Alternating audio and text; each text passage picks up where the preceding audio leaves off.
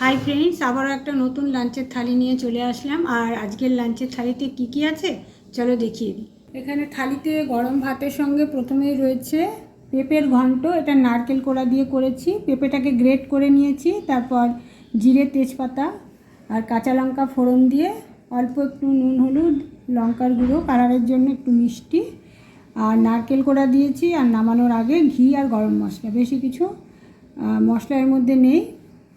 আর পেঁপের ঘন্ট, আর তারপরে রয়েছে বেগুন ভাজা, আর রয়েছে নারকেল দিয়ে সোনামুগের ডাল। এখানে রয়েছে তারপরে দই ভিন্ডি, যেটা ভাত রুটি পরোটা যে কোনো কিছুর সঙ্গেই খুবই ভালো লাগে খেতে। আর তারপরে রয়েছে বেগুন দিয়ে ইলিশ মাছের ঝোল। আর সবশেষে রয়েছে ঘরে পাতা দই।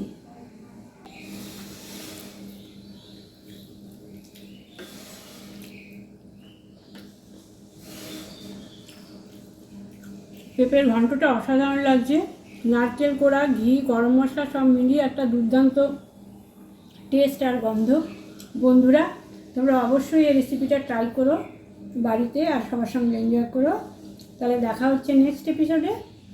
সবাই সুস্থ থেকো, ভালো থেকো।